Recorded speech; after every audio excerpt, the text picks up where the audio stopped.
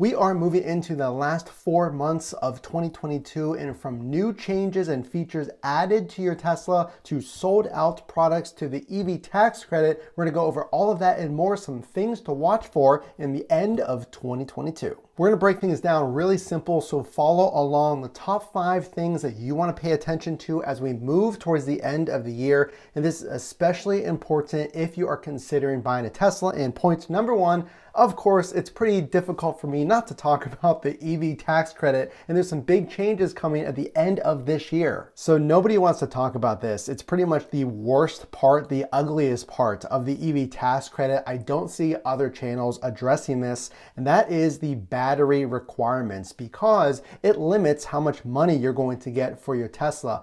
This is important for the remainder of this year, because at the end of the year, as we move on, a lot of people are going to forget about this topic. It's going to go away for a few months, and then all of a sudden, what you're going to see are a ton of videos around November, December time. Oh yeah, the EV tax credit. And why? Because the IRS is going to give us more details around that time, the end of this year, around the battery requirements. That's going to tell us how much does a Model 3 get? How much does a Model Y get? How much are you going to get? So pay attention and subscribe to make sure to get those updates. Point number 2, very important if you're looking at a Model 3. So there's 2 big things here, so pay attention. I feel no other channels talk about this. It comes up and then it completely vanishes. So I'm here to bring it to the forefront so you don't miss something. The long range Model 3 is no longer on the website. Have you checked recently? They no longer are able to be ordered. And is that because they're sold out because of popularity, or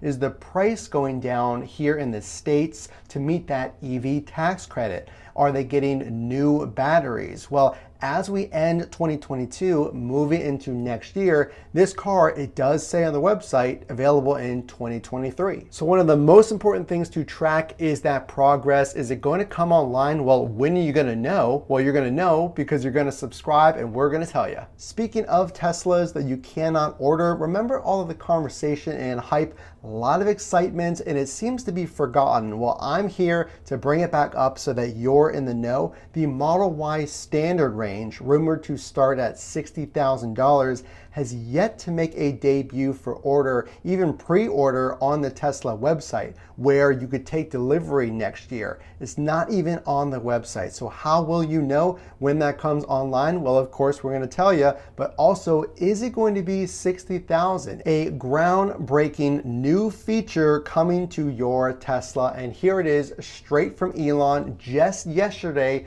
a new partnership for Tesla, and it is T-Mobile has partnered with SpaceX and Elon and team to provide your Tesla with no dead zones as far as service for emergency calls and text messages. Now, of course, this is also going to work with your mobile if you have T-Mobile down the road as a carrier where this is officially rolled out, but is no longer going to be a worry of Tesla drivers. Completely unique to the vehicle. If you're out somewhere on a hike, you're using camp mode, you're somewhere very rural, you're in the desert, whatever it happens to be, you're gonna have signal. No more dead zones. A new promise and partnership from SpaceX and T-Mobile. Did you hear about this? One of the hottest topics for Tesla as we close out the remainder of the year. If you haven't heard about it, I'm bringing it back to the forefront. Supercharging for all. That's right, you could be charging next to a Hummer, next to a BMW, next to a Tesla. Now, of course, there will be a cost, but Elon has planned for a while now to open up supercharging. Now, there is some concerns about overcrowded superchargers. That's something that Tesla has already addressed. They're building so many more superchargers, but there is a cost. The cost for this non-Tesla supercharging was actually announced on Twitter, online, and then soon after retracted and then taken back. It was actually announced at the low price of 99 cents per month. And maybe this was a mistake. Maybe this was actually Tesla's intention to undercut competition. But long story short, there will be a cost. How many cars can you expect? What will the price be? Well, stick around and subscribe to get all of those updates so you know what your supercharger visit may look like. The competition is heating up. Point number 5 as we close out 2022 and look ahead into what is the future of EVs. Well, if you haven't been paying attention, we're going to tell you right now. I have been paying attention, and there are some very viable, cost-effective options. Now, here's kind of why Tesla might have to worry. I'll share with you a really quick example. My coworker has a Model S, I think it's a 2017, and he has a growing family much like I do in his car, being that it's past the warranty, he's thinking about a new one, and now for the exact same car, he's well into the $70,000-$80,000+ price range. But with a growing family, he might want something a little larger, and the Model